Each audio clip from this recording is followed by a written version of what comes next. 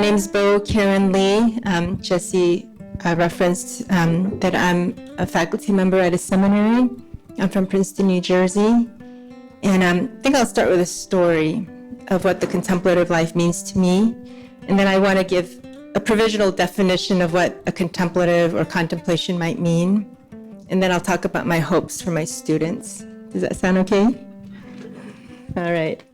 So a friend of mine was telling me that he was on a fishing trip on a big yacht, and they were out deep in the lake, and it started pouring rain on him. And so he was drenched from the top of his head to the tip of his toes.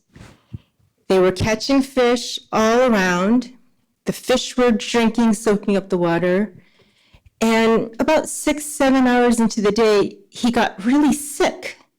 And thankfully, a physician was on board with him. And the physician said to him, "You're dehydrated."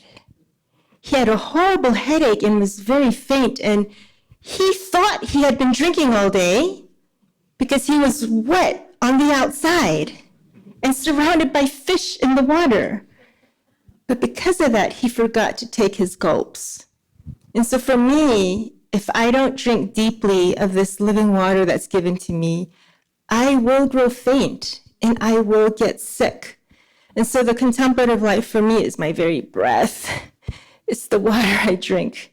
And thankfully, I have access to water. Not everyone has access to water, but everyone has access to the breath of God.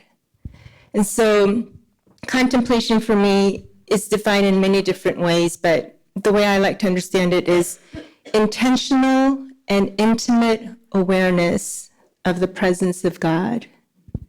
Some people like to connect that to coram Deo, living in the presence of God, which literally means before the face of God. So one of my favorite definitions of centering prayer is, it's me gazing upon the God who gazes upon me, but it's a loving gaze. So contemplation is me lovingly opening up to a love that actually pays attention to me. So paying attention to the one who is always lovingly paying attention to me and caring for me. And so this connects also with definitions of Christian mysticism. You know, people can define mysticism very narrowly. Oh, it's about having esoteric experiences. Oh, it's about defining union with God in a very specific way. But Bernie McGinn, who is one of my primary teachers, he teaches Christian mysticism in the West, he wants to define it broadly, along with Karl Rahner, who said, without Christian mysticism, Christianity will die. It is the heartbeat of Christianity, without which it becomes mere institution. And so I want to define mysticism broadly together with Bernie McGinn and Karl Rahner, which is, okay, let's say Jesse is God. I'm the would-be mystic. Let's say I'm the seeker after God. His definition is an immediate consciousness of the direct presence of God. So God has to be directly present to me, but if I'm not paying attention, this is not a mystical consciousness. All it requires is a shift of my gaze. Suddenly, why, hello. Hello. You've been sitting there this whole time, looking at my head? Why, hello. What a loving gaze. And so it's not like you have to sit 20 minutes every day to be mindful of God. It can take 5 seconds to just, why, there's a love that's ready to meet me. There is a love that's ready to meet me. And in our world filled with suffering and alienation and brokenness, we need this love. So if I don't sink into this love, what are the consequences? I become anxious, impatient, competitive, egomaniacal. But if I sink into this love, I remember that my identity is already beloved.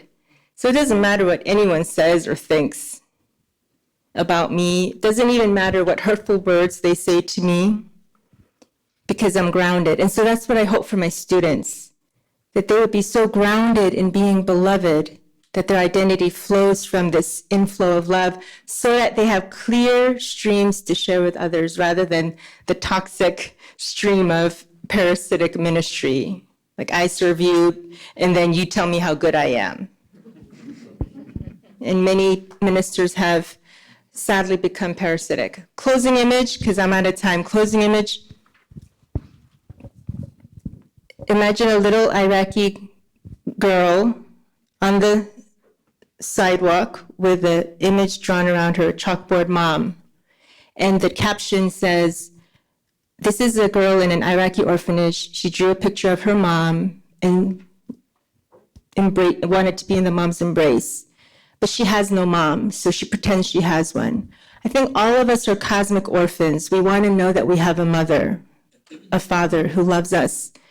And we're looking for identity and belonging. But if we create them on our own, we will find ourselves on hard concrete. But for me, contemplation is being wrapped up into the loving arms of God, our cosmic parent, who will never abandon us and who has all the answers for our hurt and our healing.